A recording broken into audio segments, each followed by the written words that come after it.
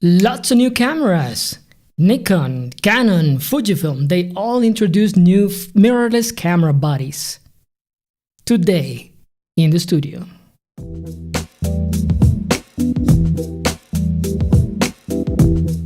Hello everyone, my name is Alex Silva and you're watching Alex Silva Photography. Today, let's talk about new mirrorless cameras from Nikon, Canon, and Fujifilm. I think, of course, mirrorless are the newest trend in photography, and it has happened gradually over the last 10 years, starting with Panasonic and Olympus. But it has taken a while for some brands, specifically Canon and Nikon, to get started in these systems. Even though they had played in this ground, their previous efforts, they didn't seem to be really serious. So that's why they made lots of it was very important news when they launched their new full frame mirrorless systems, in essence to compete with Sony. Let's understand that right away. Sony has made a lot of advancements in this area, even though they have a very interesting mirrorless system, which includes both APS-C sensors and full-frame sensors on camera bodies with those. And they have made a lot of progress there, but they also have gained a lot of market. So that's why many people were speculating if Nikon and Sony, which are still the two largest brands in the photography market, would ever launch a full-frame mirrorless system. And yes, here it is. It was confirmed some time ago from executives from both companies, and those systems are now here. So let's talk about the Nikon Z system first, as it was the first that was announced. It's really interesting. They introduced, two bodies, 3 lenses, and everything around a new mount called the Z mount. The camera bodies that they introduced, the Z6 and the Z7, are great. They have amazing image quality, great features, very nice ergonomics, things like that. But to be honest, I think it was pretty much as expected. If you've read my or seen my videos or read my blog for a while, you know that I think all cameras are good as long as they come from a reputable maker, Nikon, and it is from an interchangeable lens system, Nikon Z, and it has been made in the last 10 years, and I think this is the case. The Nikon Z6 and Z7, I think, are great camera bodies, but just as expected. They didn't introduce anything super exciting, an incredible new feature or things like that. It does have a new autofocus system for Nikon and things like that, lots of focus points, etc. But that was pretty much expected. That's what we saw from Sony 2 or 3 years ago, so not quite a novelty here. The lenses that they started with, I must say, they were not super exciting. The 24-70 f4 is kind of slow. The nifty 50 that they introduced, a 50mm 1.8, is super expensive compared to their current f offerings. And what was the other lens? Sorry, I can't remember, but it was not very good. And they announced the roadmap, and they repeated time after time that the Z mount is now so big that it would allow them to produce incredibly fast lenses like the 50mm 0.95 aperture. But even that is not a novelty. Mitacon produces that particular lens nowadays, and it's not super expensive, so it's not amazing. And Mitacon makes those lenses for smaller mounts. So all this reasoning behind the Z mount being so innovative, I don't think it was so innovative. It is new for Nikon because they have used their F mount for a really long time, and I think it has introduced many problems to their system. And I think this new mount is a new way for them, but it's not new for the rest of the world. So, they also introduced the FTZ adapter, which allows you to use old F-mount lenses on their new Z-mount bodies.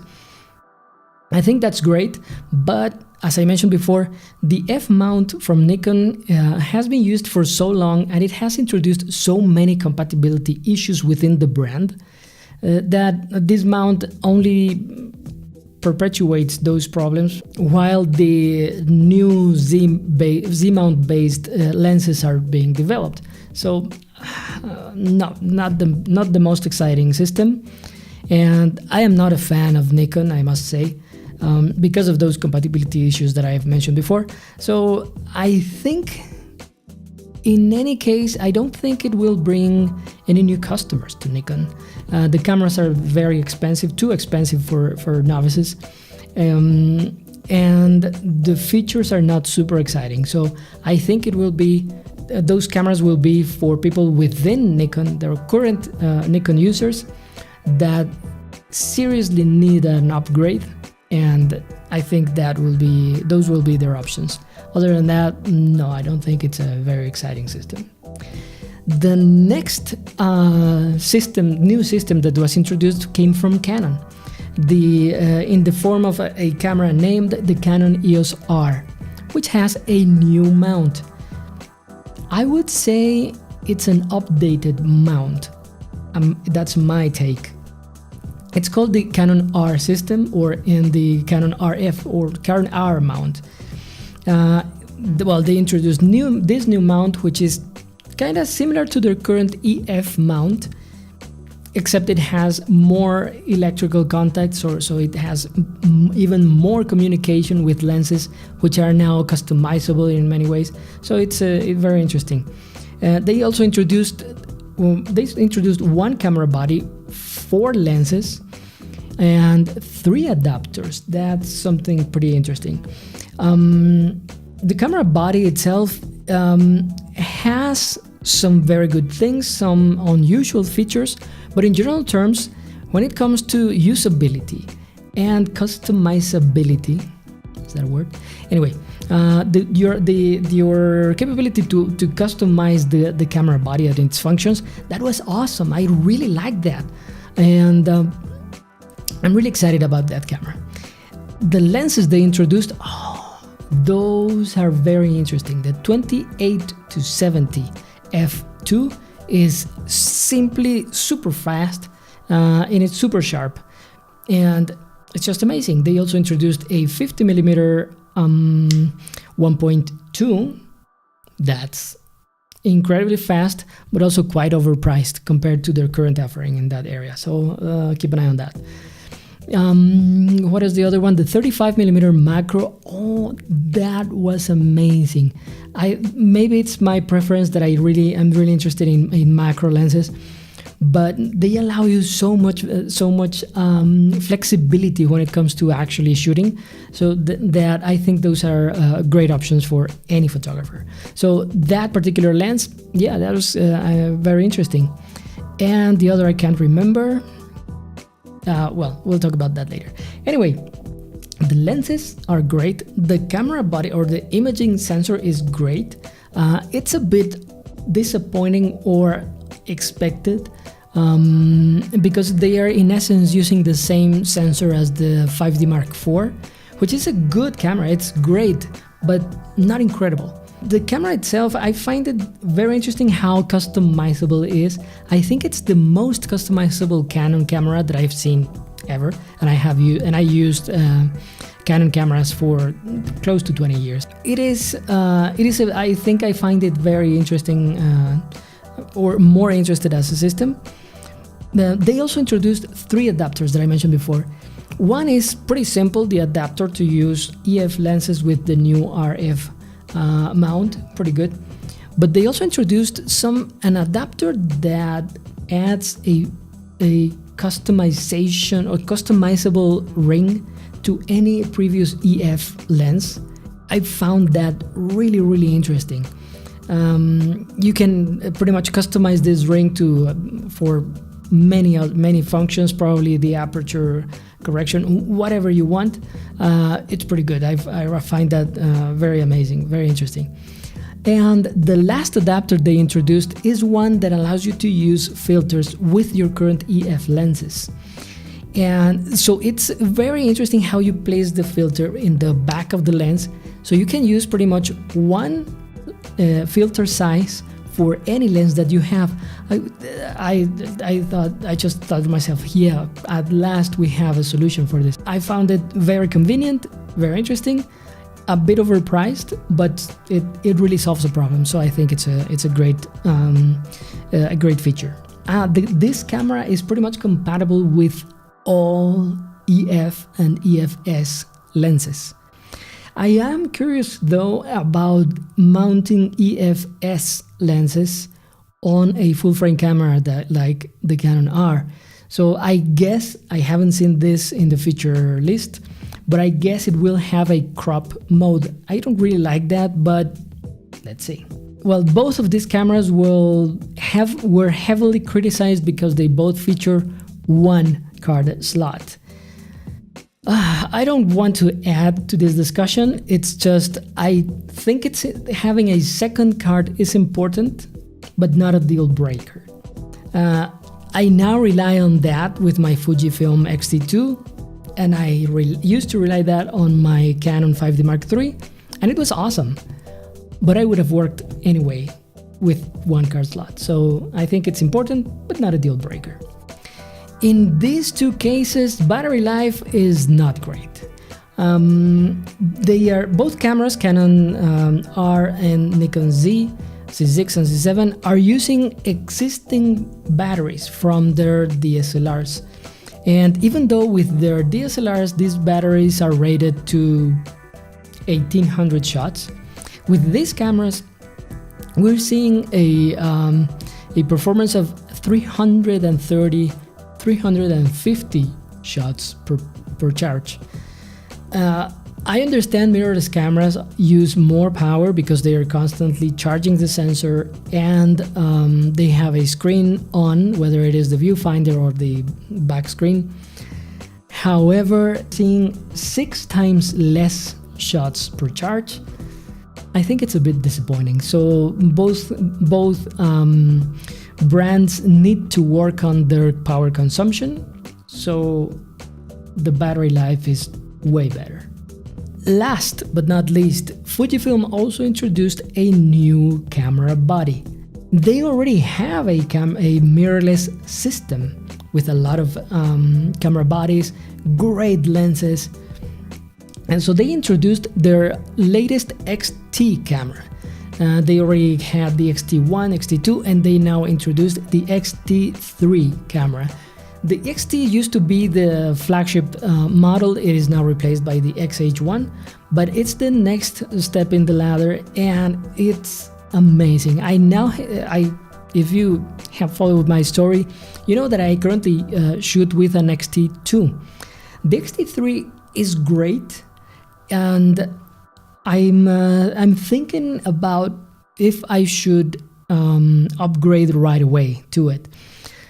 I'm thinking about it. I'm not completely. I have not completely made up my mind, because the XT2 has been upgraded with new firmware over the years, so it has great features comparable to the XT3. However, the XT3 is better in some respects in terms of the video recording times.